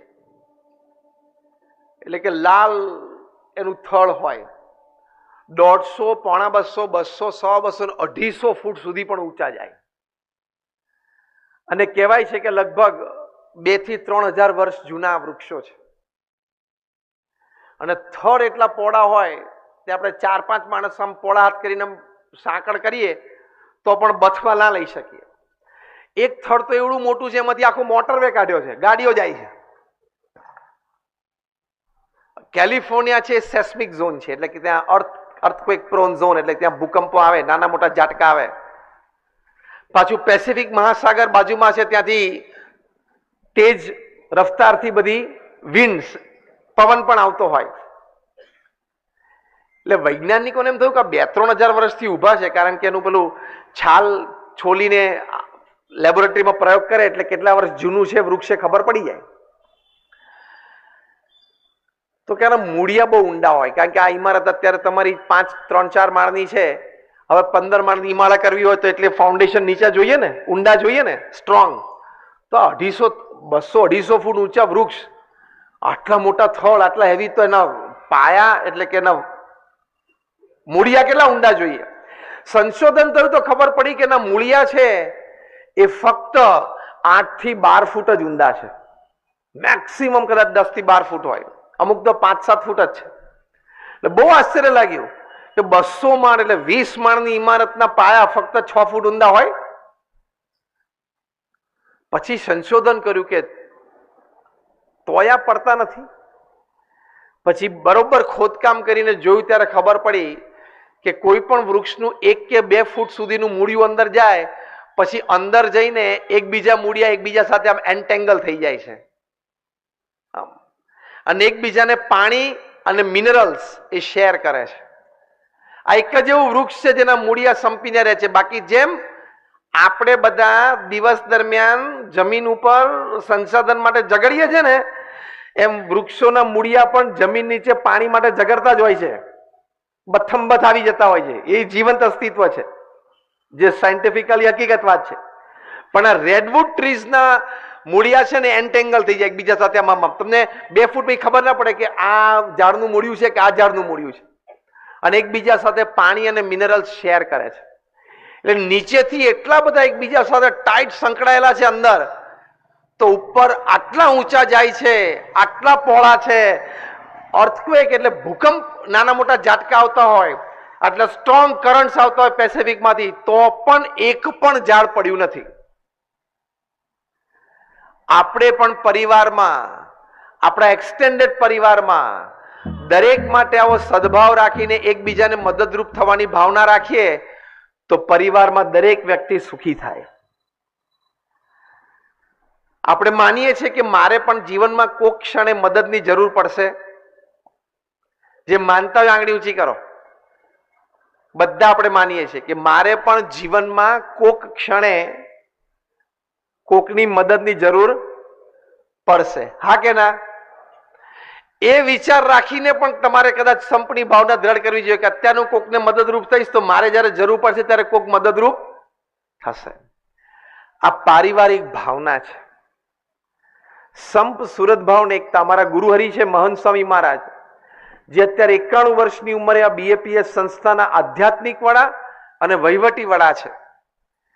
91 વર્ષની ઉંમરે પણ આટલી મોટી સંસ્થાની જવાબદારી ચલાવે છે. એમની માટે આ વાત અને વિષય એમના હૃદય તુલ્ય છે. કદાચ એક દિવસ એવો નહીં જતો અત્યારે એમના જીવનનો, ત્યારે જ્યારે કોઈ સાહજિક વાતમાં, કોઈ આવી રીતે પ્રવચન પ્રસંગમાં એ સંપની વાત ના કરતા હોય. કારણ કે જાણે છે કે સંપીને સંગઠિત ભાવથી, એકતાની ભાવથી બધા પરિવારમાં કે સમાજમાં સાથે રહેશે તો દરેકનો ઉત્કર્ષ થશે. ઝઘડીને છૂટા પડશું તો દરેક વ્યક્તિને નુકસાન છે. ઝઘડ્યા અને છૂટા પડ્યા અને કુસમ થયો એટલે ભારત વર્ષ ઉપર 800 વર્ષ સુધી પરદેશી શાસન ચાલ્યું. એનું મુખ્ય કારણ શું હતું? રાજાઓ વચ્ચે કુસંપ. સંપ હોય તો એ શક્તિને કોઈ તોડી શકે નહીં. એટલે આપણો સંપ છે એ પરિવારનો, કે આપણા કચ્છ કડવા પાટીદાર સમાજનો, કે આપણા સનાતન હિન્દુ ધર્મનો સંપ કોઈ રીતે તૂટે નહીં, એ ખાસ ખાસ ધ્યાન રાખજો. સંપ તૂટશે એટલે બધાને નુકસાન છે. એટલે કોક વખત જતું કરીને, મોટું મન રાખીને, એમ રાખીને પણ આપણે સંપની ભાવના હંમેશા રાખવી, તો આપણને જીવનમાં આનંદ રહે, તો દરેકની પ્રગતિ થાય. બીજી વાત છે પારિવારિક મૂલ્યો માટે, કે તમારા સંતાનોને તમારે સંસ્કાર, વિશેષ ધાર્મિક સંસ્કાર હંમેશા દ્રઢ કરાવવાના. જો તમે તમારા સંતાનોને સારામાં સારો અભ્યાસ કરાવો છો, ધન્યવાદ. તમે તમારા સંતાનોના ભવિષ્ય માટે તમે ચિંતિત છો, તમારા પરિવારને દિન પ્રતિદિન સુખી અને સમૃદ્ધ કરવા પ્રયત્ન કરો છો, અભિનંદન. પણ સંસ્કાર પણ તમારે આપવા પડશે. શિક્ષણ અને સમૃદ્ધિ બંને હશે, પણ ત્રીજો સંસ્કાર નહીં હોય તો તકલીફ પરિવારમાં પણ આવશે. 4-5 વર્ષ પહેલા મુંબઈના એક ધનાઢ્ય વ્યક્તિએ રોતા રોતા પોતાનો સેલ્ફી વિડીયો જાહેર કરેલો, વોટ્સએપ પર બધા જોયો હશે. 20,000 કરોડનું બિઝનેસ એમ્પાયર પોતાના દીકરાને આપેલું. શૂટિંગ્સ એન્ડ શર્ટિંગ્સની મોટી કંપની. 20,000 કરોડનું એમ્પાયર દીકરાને, પછી જે પણ પ્રસંગો પરિવારમાં ઉભા થયા છે, પણ દીકરાએ બાપને ઘરમાંથી કાઢી મૂક્યા અને નેપેન્સી રોડ ઉપર એક 2 BHK ફ્લેટ ભાડેમાં મૂકી દીધા, એક કુકને એક ડ્રાઈવર આપી દીધો, અને એ પિતાએ રડતા રડતા પોતાની સેલ્ફી વિડીયો જાહેર કરેલી. જોયેલી બધાએ? હવે એ પિતાએ પોતાના સંતાનને ઇંગ્લેન્ડમાં અને અમેરિકામાં ભણાવેલા, એટલે શિક્ષણ માટે કોઈ ખામી રાખેલી નહીં. 20,000 કરોડનો ધંધો વારસામાં આપ્યો, એટલે વેપાર ધંધામાં પણ કોઈ ખામી રાખી નહોતી. ખામી ક્યાં રહી ગઈ? સંસ્કારમાં. ખામી ક્યાં રહી ગઈ? કે નાનપણમાં એને શ્રવણની વાત નહીં કરેલી કે માતા પિતાની સેવા કરવી જોઈએ. શ્રવણે જેમ કાવડમાં બેસાડીને માતા પિતાને જાત્રા લઈ ગયા, આપણે કેવી રીતે કાવડમાં નથી બેસાડવાના, ખાલી ફ્લાઇટની ટિકિટ જ કઢાવી આપવાની. પણ માતા પિતાની સેવા કરવી એ સંસ્કાર એને આપવામાં નહોતા આવ્યા. કારણ કે આવા પરિવારોમાં શ્રવણની વાત થાય એટલે કે તમે તો જૂનવાણી છો અને આ બધી વાતો બહુ જૂની છે, અત્યારે મોડર્ન જમાના પ્રમાણે ચાલે નહીં. ના ચાલે તો હવે તું ચાલ, બીજું શું. સંસ્કાર ના હોય તો પ્રશ્ન આવે. પાછો એ જ પરિવારમાં બીજો પ્રશ્ન આવ્યો, જે પાછો 11,000 કરોડનો છે, છૂટાછેડાનો. એ જ પરિવારમાં. તો જો તમારા સંતાનોને નાનપણથી સંસ્કાર આપો. હવે આ સંસ્કાર શબ્દ આપણે બહુ સાંભળ્યો છે, પણ સંસ્કાર એટલે શું? તો જો સવારે વહેલી ઉઠવું, સૂર્યોદય પહેલા ઉઠવું એ સંસ્કાર કહેવાય. ઉઠીને પથારીમાંથી બહાર આવીએ પહેલા આપણા ઈષ્ટદેવનું સ્મરણ થાય અને પ્રાર્થના થાય, એ સંસ્કાર કહેવાય. પથારીમાંથી બહાર આવીને પહેલા આપણે આપણો નિત્યક્રમ નહીં ધોઈને તૈયાર થઈને સ્વચ્છ કપડાં પહેરી લઈએ, એટલે કે ચોખ્ખા થઈએ, સંસ્કાર કહેવાય. પછી ઘરમાં ઘર મંદિર હોય ત્યાં આપણે બેસીને 2 માળા ફેરવીએ, નામ સ્મરણ કરીએ, દીવો કરીએ, અગરબત્તી કરીએ, કંઈક પાઠ કરીએ, 10 જ મિનિટ ભલે કાઢીએ, પણ એ સંસ્કાર કહેવાય. પછી પછી આપણે જે નાસ્તામાં જમવાના હોય ભગવાનને આપણે ધરાવીને પછી જમીએ, એ પ્રસાદ બને, એ સંસ્કાર કહેવાય. પછી ઘરની બહાર જઈએ પહેલા માતા પિતાને પગે લાગીએ, એ સંસ્કાર કહેવાય. વિદ્યાર્થીઓ હોય એ વિદ્યા અભ્યાસમાં એકાગ્રતાથી અને પરીક્ષા લગતી વખતે કોઈ ચોરી ન કરે, એ સંસ્કાર કહેવાય. કામ ધંધા ઉપર જઈને હમણાં જે આપણે વાત કરીએ, નીતિમત્તા અને પ્રામાણિકતા રાખીએ, એ સંસ્કાર કહેવાય. સાંજે ઘરે આવીએ પછી હાથ પગ મોઢું ધોઈને ઘર મંદિરમાં દર્શન કરીએ, સંધ્યા આરતી કરીએ, જે આપણા સત્શાસ્ત્રોની આજ્ઞા છે, એ સંસ્કાર કહેવાય. રાત્રે પરિવારમાં બધા સાથે બેસીને સમૂહ ભોજન કરીએ, દરેક પોતાની દિનચર્યા શેર કરે, એ પારિવારિક ભોજનનો આનંદ લઈએ, એ સંસ્કાર કહેવાય. એ ભોજન પત્યા પછી પ્રમુખ સ્વામી મહારાજે ઘર સભાની વાત કરી છે કે પરિવારમાં અઠવાડિયામાં એક જ વખત તમે સાથે બેસો, અડધો કલાક માટે, ધાર્મિક સેશન માટે. તમે ટીવી જોવા માટે સાથે બેસતા હશો, તમે બીજી કોઈ ચર્ચા માટે સાથે બેસતા હશો, પણ ધાર્મિક સભા ઘરમાં, જેમાં રામાયણ હોય, મહાભારત હોય, એવા કોઈ ગ્રંથનું વાંચન થાય 10 મિનિટ માટે, પછી 5-10 મિનિટ બધા જેને જે ગમ્યું, સારું લાગ્યું એની ચર્ચા કરે, પછી ભગવાનનું નામ સ્મરણ કરીને આપણે ઊભા થઈએ આરતી કરીને. એને પ્રમુખ સ્વામી મહારાજ ઘર સભા કહેતા. પોતે પોતાના અનુભવ પરથી, વિશ્વાસ પરથી અને શાનપણા ઉપરથી કહેતા કે ઘર સભાથી વિશ્વ શાંતિ થશે. કારણ કે ઘર સભા gives you the beauty of character. The beauty of character harmonizes your family. Such harmonized families come together to bring stable societies. Stable societies, they come together to bring law and order in the nation. And such law and order in the nations brings world peace. ઘર સભાથી ચારિત્રનું નિર્માણ થાય છે. ચારિત્રવાન વ્યક્તિઓ એટલે પરિવારમાં સંવાદિતતા સદાય. સંવાદિત પરિવારો ભેગા થાય એટલે સમાજમાં સ્થિરતા આવે. સ્થિર સમાજો ભેગા થાય એટલે દેશમાં કાયદા અને કાનૂનની વ્યવસ્થા સચવાય. આવા દેશો ભેગા થાય એટલે વિશ્વ શાંતિ સ્થપાય. આ એનો ક્રમ છે. એટલે તમને આજના દિવસે તમે આટલો બધો સમય કાઢીને અહીંયા આવ્યા છો.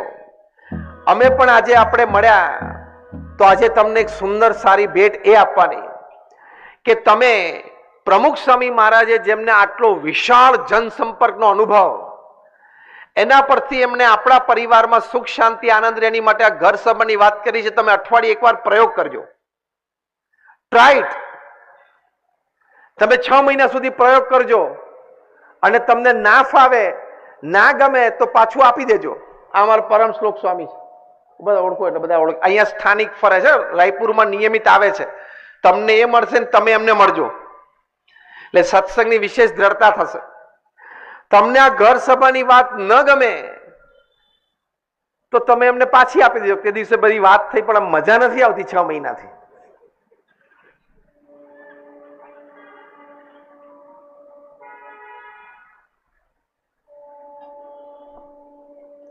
પણ તમને મજા આવશે ની અમારી ગેરંટી છે. જેમ તમે મેન્યુફેક્ચરિંગમાં હોય ને તમારે ISO હોય, તમારી પ્રોડક્ટ ઇન્ટરનેશનલ સ્ટાન્ડર્ડ ઓર્ગેનાઇઝેશન, તો ISO પ્રોડક્ટ માર્કેટમાં ચાલે છે ને, હા કે ના? વધારે સ્વીકાર્ય બને. એમ ઘર સભા પણ અમારી ISO પ્રોડક્ટ છે, BAPS ની, ઇન્ટરનેશનલ સ્પિરિચ્યુઅલ ઓર્ગેનાઇઝેશન. ચાલશે જ, એક એક ઘરમાં ચાલે છે. ઘર સભાથી તમારા બાળકોનો અભ્યાસ વ્યવસ્થિત થશે. આ ધર્મ સંસ્કારથી શિક્ષણ. ઘર સભા નિત્ય કરવાથી પરિવારજનો તમામમાં શું ટેવો કેળવાશે. આ ધર્મ સંસ્કારથી શું ટેવો. ઘર સભા નિત્ય કરવાથી તમારા પરિવારજનોમાં એકબીજા પ્રત્યે આદર અને પ્રેમ વધશે. આ ઘર સભાથી એટલે કે ધર્મ ભાવનાથી, ધર્મના સંસ્કારથી પરિવારમાં સંપ. અમે ઘર સભા નામનું પુસ્તક તૈયાર કર્યું છે. એમાં સાચા પ્રસંગો જે તે વ્યક્તિની પરવાનગી લઈને લખેલા છે. એક ડોક્ટર નિલેશ છે લંડનમાં, એ પોતે નિત્ય ઘર સભા કરે છે, અઠવાડિયામાં 2 વખત. આમ તો લગભગ રોજ કરે છે. એમણે પોતાનો અનુભવ લખ્યો છે કે આ કરવાથી મારા બંને દીકરા દીકરી એટલે બંને બાળકોનો અભ્યાસ વધારે સુવ્યવસ્થિત થયો.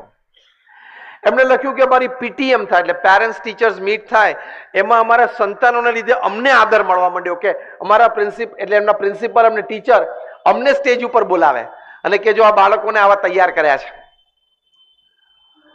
અમારા બાળકોની નેબરહુડમાંથી કોઈ ફરિયાદ નથી. મને પણ પરિવાર સાથે બેસીને સમય કાઢીને આનંદ પ્રાપ્ત થાય છે. એક પરિવાર એવો પ્રસંગ લખ્યો છે કે અમારા પતિ પત્ની વચ્ચે વિખવાદ હતો, અણસમજણ હતી, એ ઘર સભામાં બેસવાથી સધાઈ ગયું. એક પરિવાર એવો હતો કે એને કહ્યું કે મારા માતા અને મારી વહુ એટલે કે સાસુ વહુ વચ્ચેના ઘણા બધા પ્રશ્નો હતા, અબોલા હતા, પણ ઘર સભા અમે શરૂ કરી, સાસુ વહુના અબોલા જતા રહ્યા. આ મોટો લાભ છે કે નહીં? હા કે ના? કારણ કે આ કહાની ઘર ઘરની છે. મને ઘણી વખત મનમાં વિચાર આવતો હતો કે અંગ્રેજો છે ને બધા શબ્દો ટૂંકા કરી નાખે. ડેડી હોય તો ડેડ કરી નાખે, મોમી હોય તો મોમ કરી નાખે, પણ આ mother in law, daughter in law વાળું કેમ ટૂંકું નહીં કર્યું હોય? પાછું એમાં વધારે લાંબુ કર્યું, ડોટર ડેશ ઇન ડેશ લો એવું લખાય, મધર ડેશ ઇન ડેશ લો રીતે લખાય. તો એનું ટૂંકું કેમ નહીં કર્યું હોય?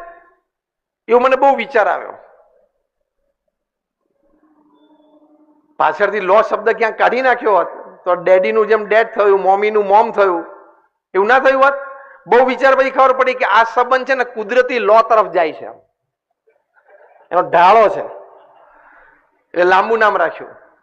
પછી બીજો વિચાર આવ્યો, મધર ઇન લો બને, ડેડી એટલે ફાધર ઇન લો બને, બ્રધર ઇન લો બને, સિસ્ટર ઇન લો બને, વાઇફ કોઈ દિવસ વાઇફ ઇન લો ના બને. જોજો કેમ ખબર છે? શી ઇઝ ધ લો, પોતે જ કાયદો છે.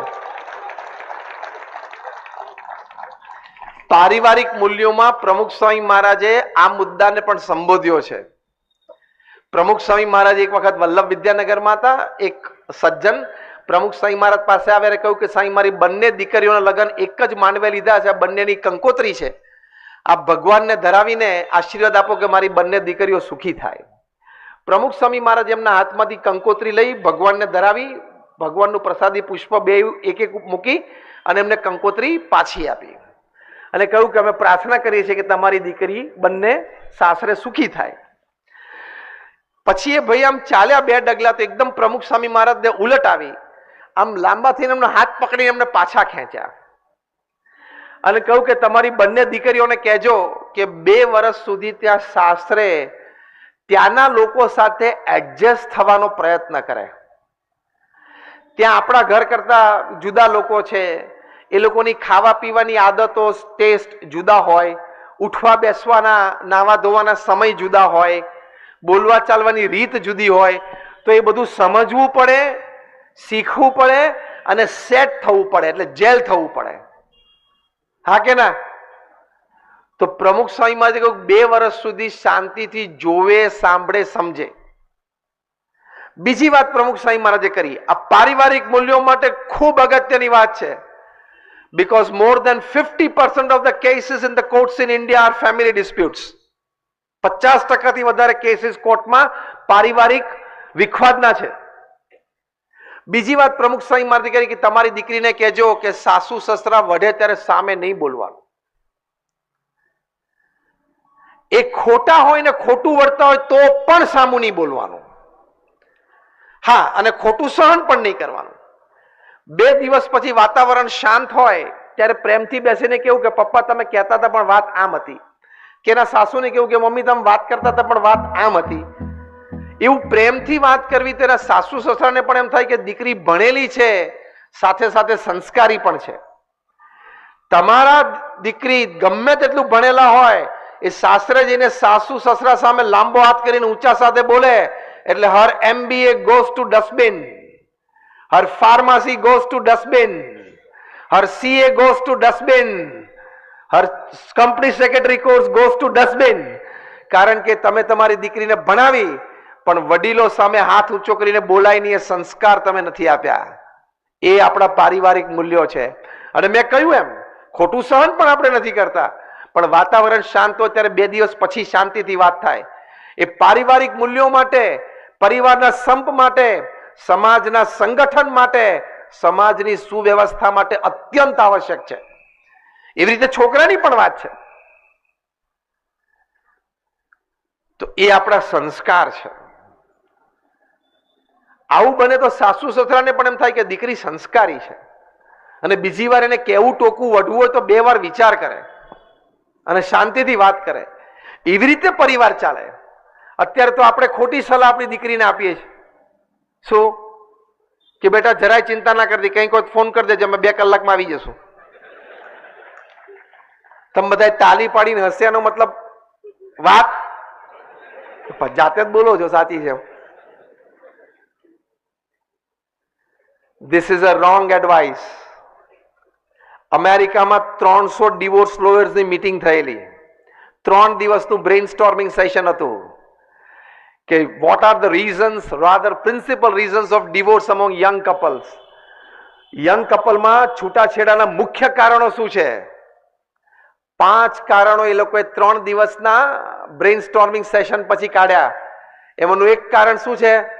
Over indulgence of the mother in her daughters in laws house. એટલે શું કે દીકરીના સાસરા પક્ષમાં દીકરીની માતાનું વધારે પડતું ઇન્વોલ્વમેન્ટ. આ છૂટાછેડાનું મુખ્ય 5 કારણોમાંનું એક કારણ છે. આપણે અત્યારે પારિવારિક મૂલ્યો સંબંધી વાત કરીએ છીએ, એમાં બહુ જ પ્રેક્ટિકલ વર્તન સંબંધી વાત સમજવા માંગીએ છીએ. તમે એકવાર દીકરીને વળાવી એટલે આ જ ઉપદેશ આપવાનો કે બેટા હવે તારું ઘર છે, ત્યાં તારે થોડુંક સહન કરવું પડશે. દીકરો હોય એને ઓફિસમાં ધંધામાં ક્યાંક સહન કરવું પડે, દીકરીને કદાચ સાસરે થોડું સહન કરવું પડે. દરેક વ્યક્તિને જીવનમાં ક્યાંક તો સહન કરવું પડે છે. સહન કરવું એ આપણા સંસ્કાર છે, અને વડીલો તરફથી 2 વાત સહન કરી લેવી એ આપણી જવાબદારીમાં આવે છે તો જ સમાજ ટકે ને પરિવાર ટકે. એમ આઈ ટોકિંગ સમથિંગ સેન્સિબલ? તમારી દીકરીને કેવું કે બેટા થોડુંક સહન કરી લેજે, થાય, પણ સાસુ સસરાની સામે ના બોલીશ, વડીલો સાથે કોઈ ઝઘડો ના થવો જોઈએ. તમારી દીકરીને કહેવાનું કે બેટા હવે તું ત્યાં સંપીને સુખે રહે, એમાં તારી શોભા છે, એ ઘરની શોભા છે અને અમારી પણ શોભા છે. હા કે ના? આ શબ્દો એને કહેવાના. અને તમારે કામ હોય તો 15-25 દિવસે, મહિને, 1.5 મહિને, 2 મહિને એક વખત ફોન કરવાનો. અને દીકરીને કીધું તારે કઈ કામ હોય તો 1.5-2 મહિને વાત કરજે. રોજ સાંજે ઉઠીને અડધો કલાક છે ની વાતો કરવાની. અને રોજ સાંજે તમે કોઈ એક વ્યક્તિ સાથે 15 મિનિટ વાતો કરો, ખબર પડશે કે વાર્તાની ક્વોલિટી કેવી હોય. કાંઈ ના હોય તથ્ય. રોજ 15 મિનિટ કોઈ એક વ્યક્તિ સાથે શું વાતો કરવાની? એ ફોન કરે કે થેપલા કરે ભાખરી, જે કર્યું ખાઈ ઉઈ જા ને. પણ એમાંથી ઝઘડા થાય કારણ કે સાસુને શંકા જાય કે રોજ 20 મિનિટ છે ની વાત થતી હશે. પ્રશ્ન ઉભા થાય. દીકરીને કહેવાનું બેટા હવે તારું એક ઘર છે, તારે ત્યાં જ સમય આપવાનો છે. હા કે ના? તો હવે આ સલાહ આપજો. આપણા સંસ્કાર છે, આપણી ભારતીય પરંપરા છે. અને આ આપણે જયારે રામ જન્મભૂમિમાં ભગવાન સીતારામની મૂર્તિ પ્રતિષ્ઠા કરવા જાન્યુઆરીની 22મી તારીખે જઈ રહ્યા છીએ, આખા દેશમાં દીપોત્સવીનો પર્વ છે, ત્યારે માતા સીતાના ચરિત્રમાંથી આપણે આપણી દીકરીને આ સંસ્કાર આપવાના. જ્યારે ભગવાન રામને વનવાસનો આદેશ થયો ત્યારે સીતાજીએ પણ કહ્યું કે હું સાથે ચાલું એમની. ત્યારે ત્યાં કૌશલ્યા અને એમના સાથેના બધા રાણીઓ અને બીજી સ્ત્રીઓ એમને કહ્યું કે તમે તો રાજકુંવરી તરીકે ઉછેર્યા છો, તમે જંગલમાં નહીં રહી શકો. આ રામ છે તો પોતે ક્ષત્રિય છે, પુરુષ છે, એટલે કદાચ કઠિન પરિસ્થિતિમાં જીવી લેશે. તમે તો કુમણા છો, સ્ત્રી છો, અને તમે રાજકુંવરી તરીકે મોટા થયા છો, તમારાથી જંગલના કષ્ટ સહન નહીં થાય. ત્યારે માતા સીતાએ શું કહ્યું કે હું અર્ધાંગની છું, હું ભારતીય સ્ત્રી છું, મારા પતિ ભગવાન રામ એ અયોધ્યાના રાજા હોય તો હું રાણી છું, મારા પતિ વનવાસી હોય તો હું વનવાસી છું. આ ભાવના આપણે સમજીએ તો છૂટાછેડા ઓછા થાય.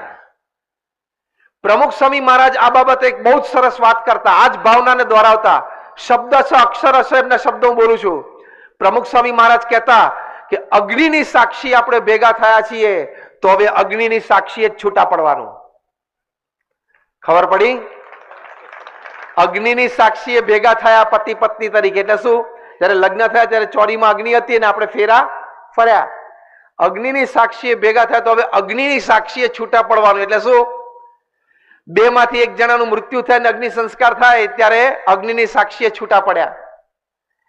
એ આપણી પરંપરા છે.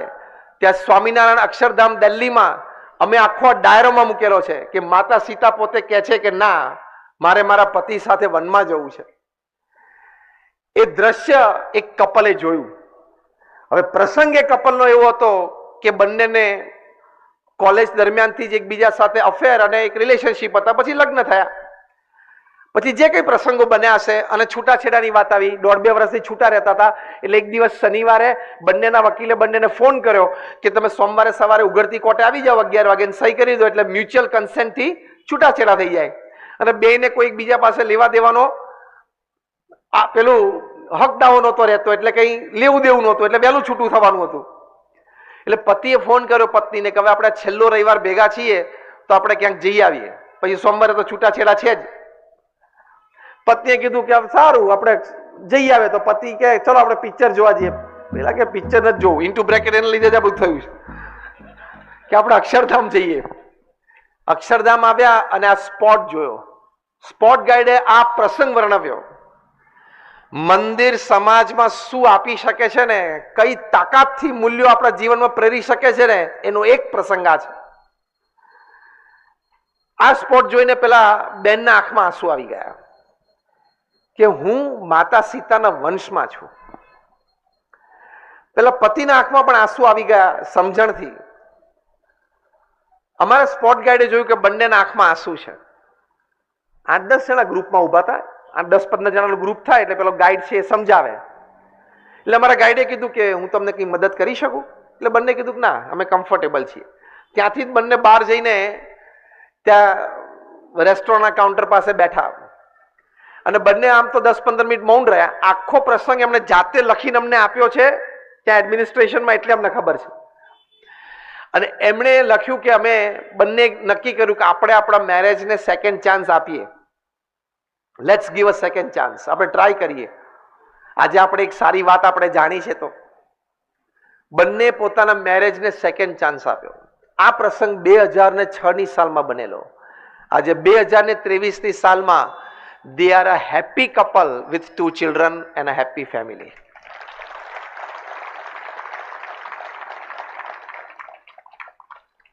આવા પ્રેરણાદાયી મૂલ્યો સિંચન કરી શકે એવા અદ્ભુત પ્રસંગો, વાતો આપણા સદગ્રંથોમાં છે.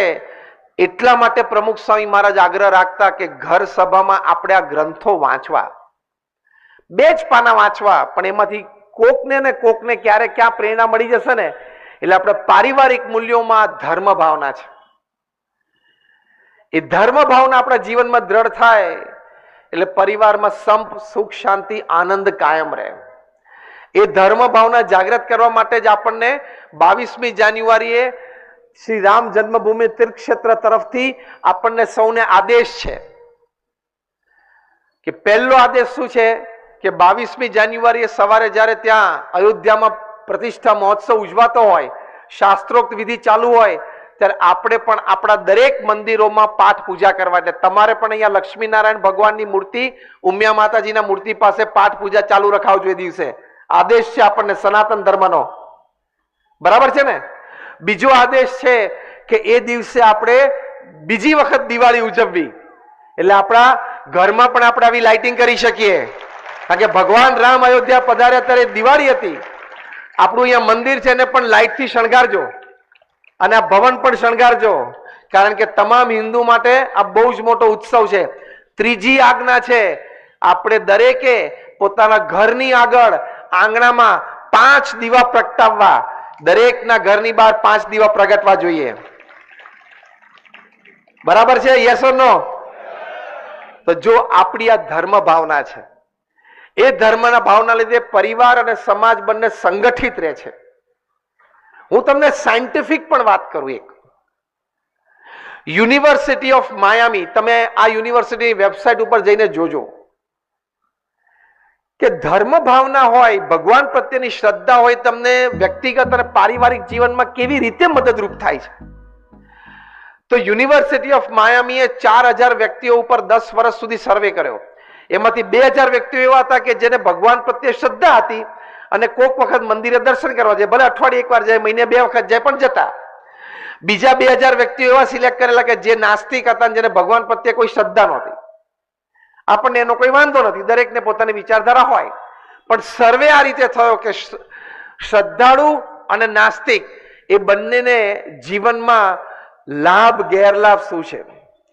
10 વર્ષના સર્વે પછી યુનિવર્સિટી ઓફ માયામીએ કન્ક્લુઝન રિપોર્ટમાં લખ્યું કે જે પરિવારમાં ભગવાન પ્રત્યેની કંઈક શ્રદ્ધા હતી અને કંઈક ધાર્મિક વિધિ વિધાન રોજ થતા, દીવો કરીએ, અગરબત્તી કરીએ, નામ સ્મરણ કરીએ, એ પરિવારમાં નાસ્તિકના પરિવાર કરતા ટોલરન્સ અને એક્સેપ્ટન્સનું લેવલ વધારે હતું. એટલે કે એકબીજાને સહન કરવાની ભાવના પરિવારમાં અને એકબીજાને પૂર્ણ રીતે સ્વીકાર કરવાની ભાવના વિશેષ હતી. આ લાભ છે કે નહીં પારિવારિક મૂલ્યોમાં? ધર્મ ભાવનાથી પારિવારિક મૂલ્યોમાં લાભ.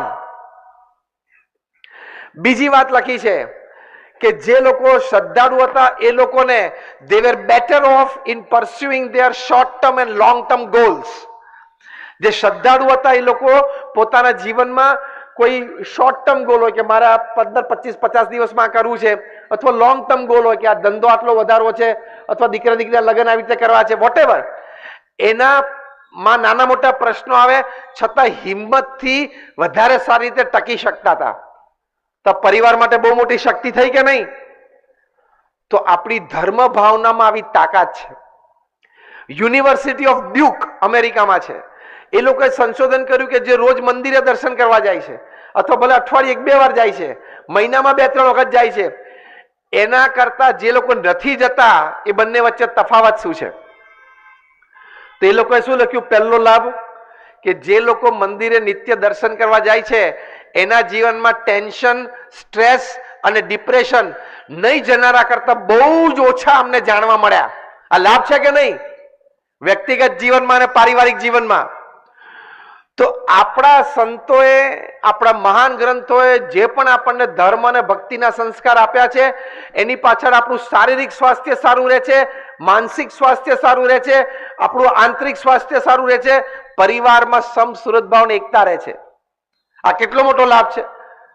મંદિરમાં આવીએ ત્યારે આપણે ભગવાનને આમ દર્શન કરીએ છીએ ને, બીજી આપણી પ્રણાલિકા શું છે? દંડવત પ્રણામ કરવાના. હા કે ના?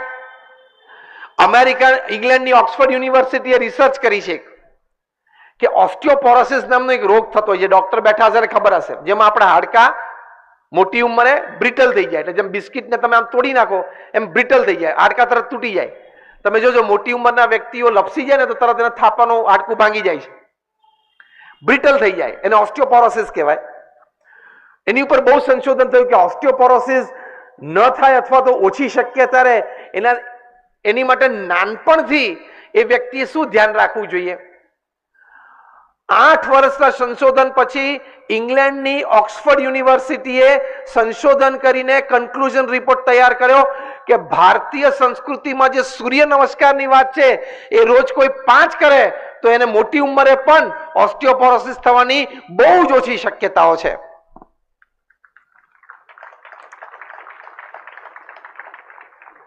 તો આપણા ધર્મ ગ્રંથોમાં બધી જ વાતો લખેલી છે, આપણે ખાલી એનું અનુસરણ કરવાનું છે. દોઢ ડાયા થઈને પાનના ગલ્લે ઉભા રહીને પિચકારી મારીને કહેવાની કોણે જોયું છે? એ તું આવું બોલે છે ને એટલે પહેલા તું દોઢ ડાયો છું, તને અજ્ઞાન છે, તે કોઈ સારા સંત કે સારા વૈજ્ઞાનિકને પણ જાણ્યો નથી. ને તો વિજ્ઞાને પણ આ બધી, મેં તો તમને 2-3 વાત કરી વિજ્ઞાનની, પણ આવી તો સેંકડો વાતો છે. તે કોઈ સારી રીતે કોઈ સદગ્રંથ પણ વાંચ્યો નથી, એટલે ખોટું બુદ્ધિનું ડાપણ કરે છે. એટલે ના સમજણ પડતી હોય ને આપણા ધર્મમાં અથવા ભક્તિની રીતોમાં તો મૌન રહેવું. પણ આ મને બધી ખબર પડે છે. એક તો તું બીએસસી થયો 2 ટ્રાયલ અને પછી પિચકારી માની કે ના આપણે તો બોસ વિજ્ઞાન ભણેલા છે, આપણે તો જે જોઈએ માનીએ. પણ તું વિજ્ઞાન બીએસસી ભલે 2 ટ્રાયલે થયો, પણ જે ન્યૂટન, આઇન્સ્ટીન, આર્કિમિડીઝ કે પાસ્કલને ભણીને મોટો થયો ને એ બધાએ ભગવાનમાં ખૂબ શ્રદ્ધા રાખી છે. એના જીવન ચરિત્રમાં પોતે શ્રદ્ધા વિશે વાતો લખી છે. એની 2 થિયરી વાંચીને તું સાયન્સનો ગ્રેજ્યુએટ થયો દોઢ ડાયો થાસ.